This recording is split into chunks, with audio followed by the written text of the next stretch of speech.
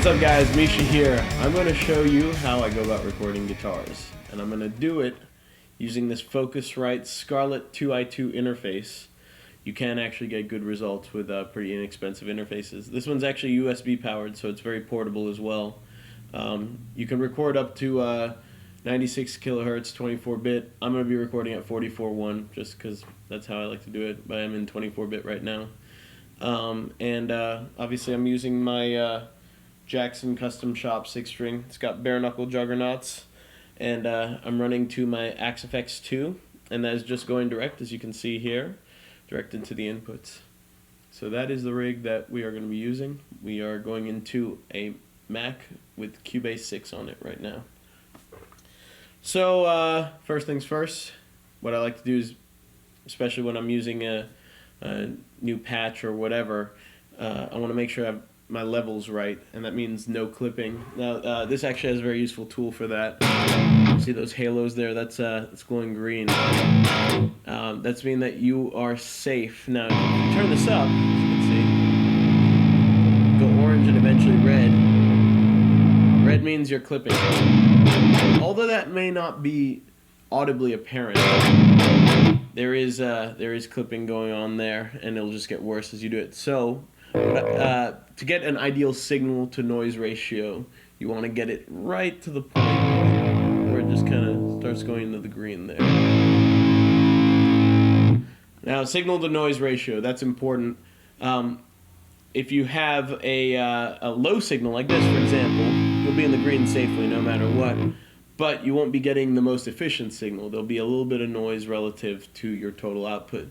So that is the reason why I like to set it just before it clips. Now here's an interesting thing, especially if you're using heavier tones. You want to check that your signal that has the most amount of output isn't going to clip. So in this case, a palm mute's a very effective way of testing that. Now you'll notice, like, there, let's see, get it like that. We're in the green, but palm mutes are sending it into the red. Super basic palm mutes. So that's why I want to roll back a little bit and basically just make sure that the loudest setting I'm going to have isn't going to send it into clipping. Now, the other thing that you'll want to check, and this is on your screen, you probably have an input monitor like this, right there. You can see it's not clipping there. I can adjust it a little bit. Obviously there, it's clipping. So, you know, this just takes a little bit of tweaking because you want to ensure that you're right at the threshold. It's nice and bassy. I mean, it sounds terrible, but the idea is that you want to get as much low end. Low end obviously uses up a lot of the headroom, so that's why, that's what I'm using to test. Oh, and we're actually clipping a little bit here, so I'm going to roll off back. It's a good test.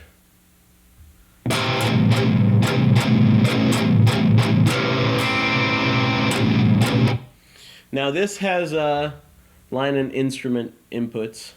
So the line inputs are what you would use if you're plugging in something like a preamp or whatever, something that already has volume to it that you can adjust it on. The instrument inputs are what you would use if you were going to just go in directly, like if you're going to plug your guitar directly into there, go DI and use a software amp or something like that. So that's a distinction. That's why both of these are currently online. Now a really cool feature with this is this direct monitoring feature, which is making my life very easy. Now if you turn that off, you can actually just monitor through the software. Now that has its advantages because it's actually going through the whole mix here, you know, out to the stereo out when you do that.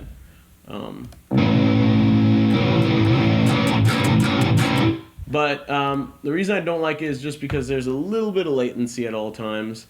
It is cool to sort of dial in tones, but the latency kind of throws me off a little bit. So this feature is really cool. You're not going through the software at all. It's just directly going out, so no latency at all. For tracking, I find that to be very nice, especially parts that need to be tracked with some precision. Over here we have the phantom power, which we're obviously not using, but if you were miking up a condenser mic or two, it would send phantom power and power up your mic for you. And then obviously this is my level control here. This is how I set how loud I want my mix to be. And you have a separate headphone control here. Sometimes it's nice to track with headphones, especially for detailed parts. So you could switch that off or whatever, set this to whatever level you want and just put these on and have an independent headphone volume level there. So I've dialed in this tone here using the Friedman model, and it's sounding pretty good. And I've actually pre-recorded a couple riffs.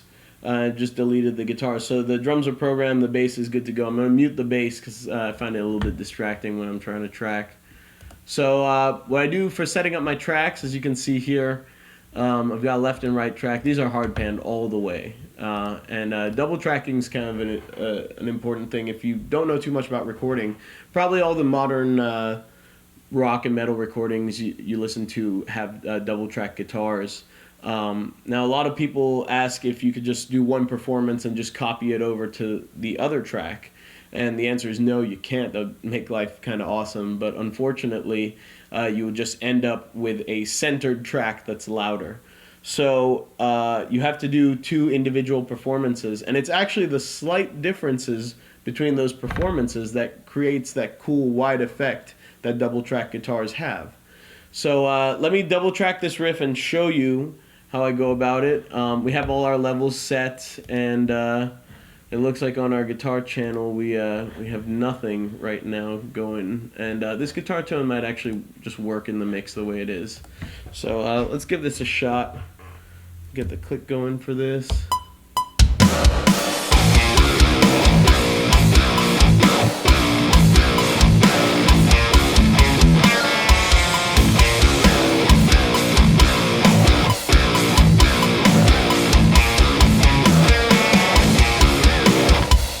Anyways, that's one repetition of the riff. I don't mind copying, pasting if it's the same riff and the same tempo.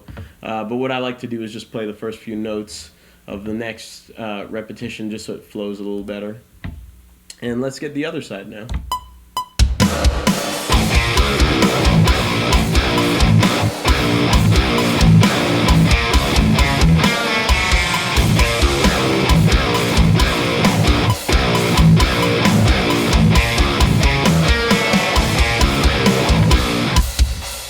Go. As you can hear, you get this cool double track sound here,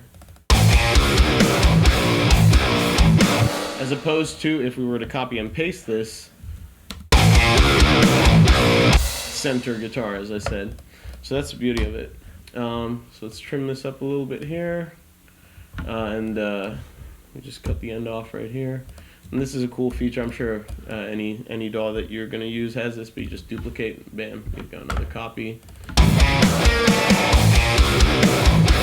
That sounds pretty good. Let's unmute the bass and see if this works.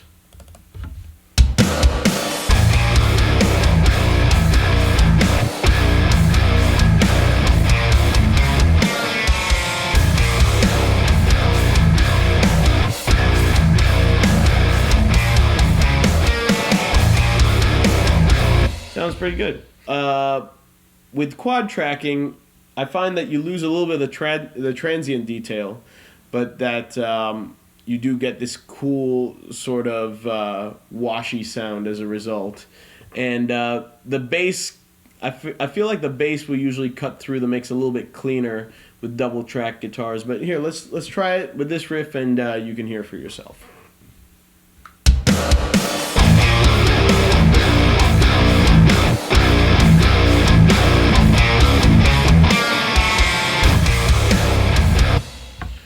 We'll just do the first half, and we can kind of get a comparison.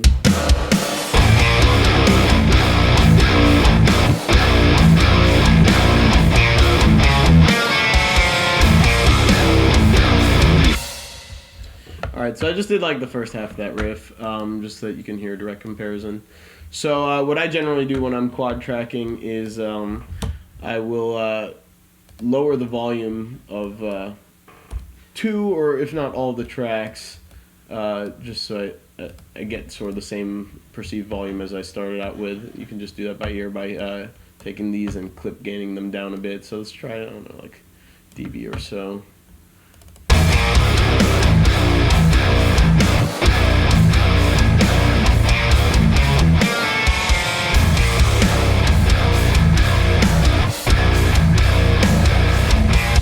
Yeah. So as you can hear, it has a different aesthetic. It's not like a night or day difference, but guitarists will probably notice.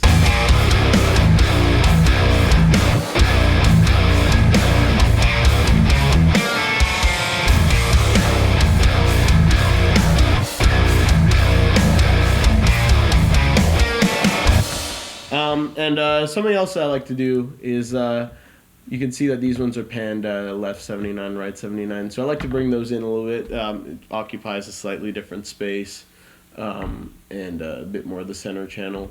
So that's quad tracking. That's, you know, you can hear it's not like an earth-shattering difference, but it is a cool little effect, and it is something that I like to use as a tool sometimes. So the problem that you have, the problem that I have a little bit is that when you're dialing in a tone, you're hearing it in the center, and double track tones don't always retain the exact quality. In fact, you'll find that they get a little bit smoother, so you can get away with slightly brighter tones, and that's why I've said a lot that my recording tones aren't necessarily the best tones to jam on. They're really suited to the mix. But you know, a tone that that would work well in the center might sound a little bit dull if you double tracked with it. So, for example, so if I were to just record this riff here.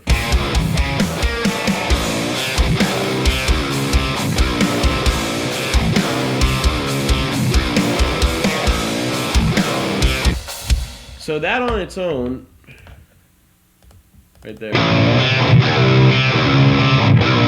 And actually, let me double track that so we can do an easy comparison.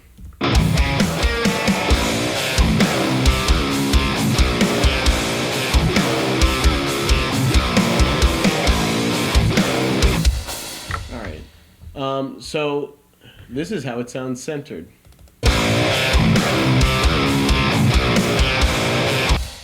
But if we were to, actually let me edit this just a little bit, just to make moving it around a little bit easier. So yeah. That's a tone by itself, but double tracked and panned full sounds like. So it's actually like a little bit smoother, as you can hear, and that's something that you kind of have to just dial as you go along. So what I'll do is I'll listen and I'll be like, that I could probably use a little bit more top end to it or something. So I'll dial it in and then I'll double track it. So it is a bit of a process. That's kind of how I go about it. I'm sure there's probably easier ways to do it, but that's just the way how I know to do it. Once you're done with that, what you can do then is you can EQ. So like we've got just the track EQ here. And I like to EQ with at least drums or something, you know, so I can get a sense of how it's working in the mix. I think I've found some preset stuff that work.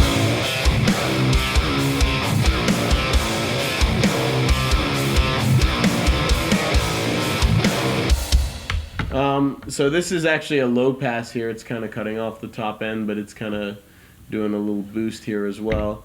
Here's a little cut at 3,800 or so. Kind of smoothing out the top end there. And then here we have a high pass. Just, you know, let the low end kind of fade out. Let the bass do its job, kind of thing. Tightens up the low end, and then, you know, we check that against the bass, make sure that works.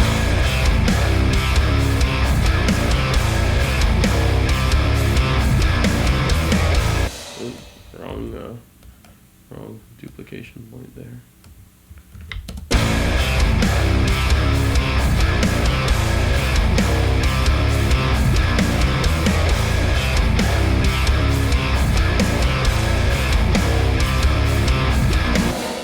With that,